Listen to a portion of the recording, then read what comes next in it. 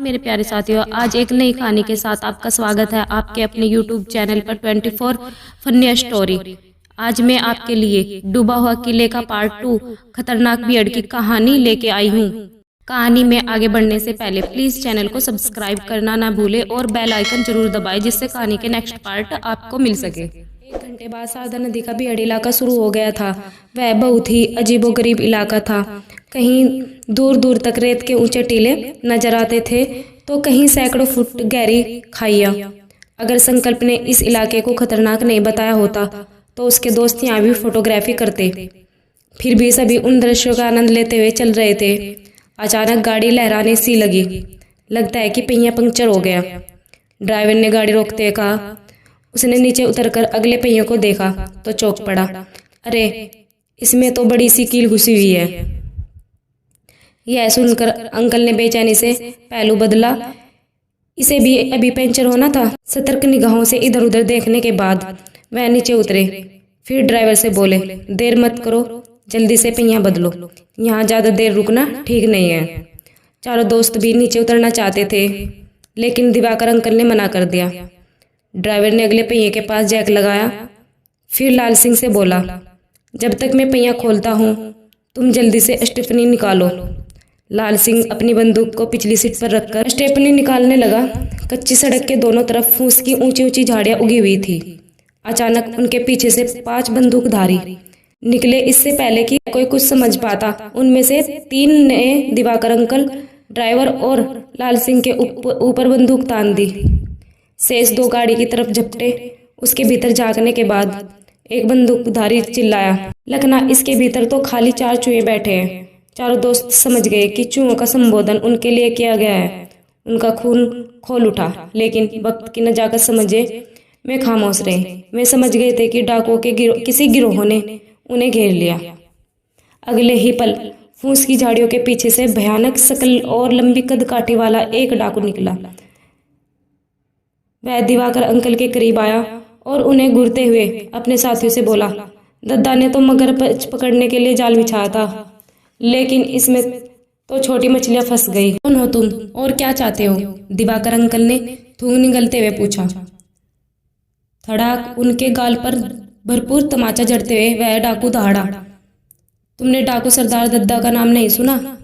दद्दा का नाम सुनते दिवाकर अंकल की आंखें आतंक से फैल गईं। दद्दा उस इलाके का खूंखार डाकू था। उसकी समझ में नहीं आया कि क्या कहे। उन्हें मौन देखकर उस डाकू की आंखें लाल अंगारा हो उठी और एक तमचा जड़ते हुए बोला, बताते हो या तुम्हें जिंदा गाड़ दूं? तुम दद्दा के छोटे भाई लखना हो? दिवाकर अंकल ने घबराए स्वर में कहा। वह डाकू अपने मोटे होठों को कान तक खींचकर मुस्कुराया, फिर बोला, अगर तुम हमें पहले पहचान लेते तो मार ना खाते। इतना कहकर लखना रुका और फिर बोला, दद्दा ने तो आज तुम्हारे दोस्त को पकड़ने का 25 लाख की फिरौती वसूलने का हुक्म दिया था, लेकिन तुमने बीच में आकर सारा कार्यक्रम चौपट कर दिया। लखना, इसे ही उठा ले चलो। इसे छुड़ाने के लिए इसका दोस्त 1,50,000 तो भिजवा ही देगा। भयानक शकल वाले एक अन्य डाकू ने कहा। गंगा, शेर से घास खाने के लिए कहते हो? अरे, शेर भूखा रह जाएगा, लेकिन जब भी शिकार करेगा बड़ा ही शिकार करेगा। लखना अपने साथी की ओर मुड़ते हुए बोला, अब तो शेर को आज भूखा ही रहना पड़ेगा। गंगा झल्ला उठा। वह शेर ही क्या जो भूखा रहे। लखना ने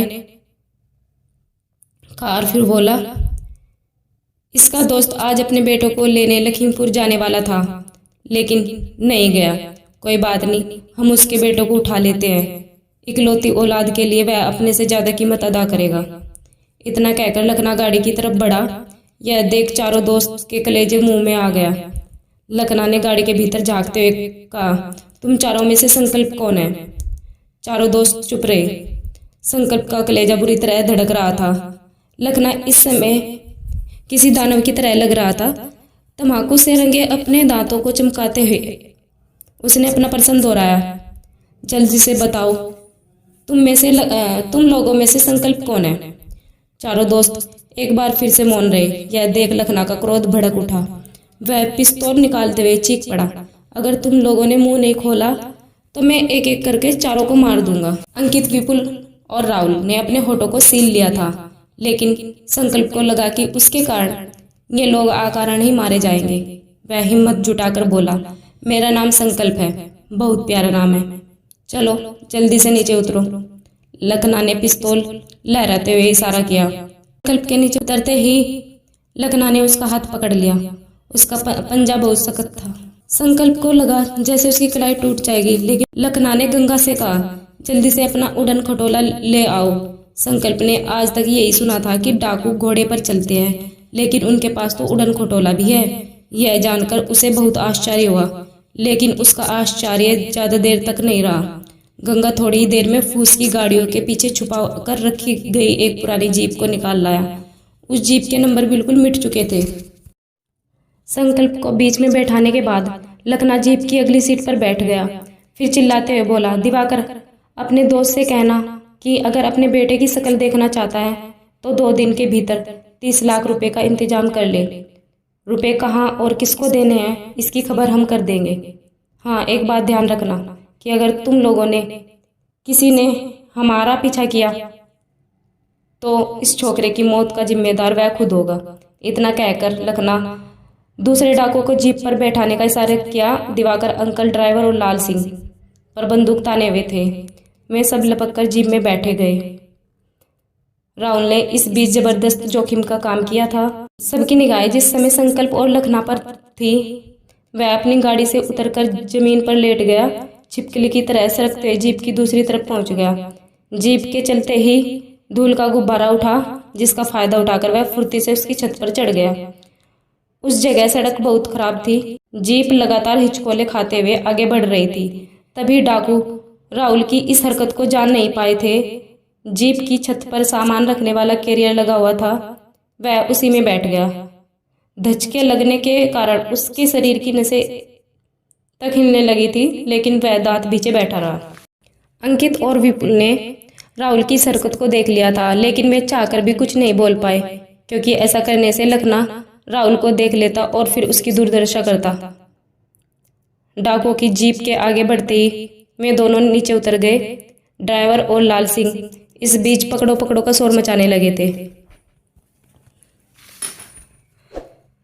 अरे भैया, अब शोर मचाने से क्या फायदा? यहाँ कौन बैठा है जो हमारी मदद करेगा? दिवाकर अंकल ने हताश स्वर में कहा। फिर अचानक ही उन्हें कुछ याद आया। वह उत्साह से अरे स्वर में बोले, इन भीड़ों में डाकुओं को पकड़ने के लिए कभी कभार पुलिस के दल गश्त लगाया करते हैं। मैं इस टीले पर चढ़कर देखता हूँ, शायद कोई दिखाई पड़ जाए। इतना कहकर वह दौड़ते हुए सामने दिखाई पड़ रहे ऊंचे टीले पर चढ़ने लगे। अंकित और विपुल उनकी फुर्ती को देखकर दंग रह गए। टीले के शिखर पर पहुंचकर उन्होंने हाथ का अर्धचंद्राकार व्रत बनाकर अपनी आंखों पर रखा। फिर चारों ओर दृष्टि दौड़ाई, लेकिन कोई भी मददगार नहीं मिला। थोड़ी देर बाद जब वह लौटे तो उनके चेहरे पर निराशा के बादल छाए हुए थे। किसी हारे हुए योद्धा की तरह लड़खड़ाते कदमों से टीले से नीचे उतरने लगे। इस समय उनकी सारी फुर्ती गायब हो चुकी थी।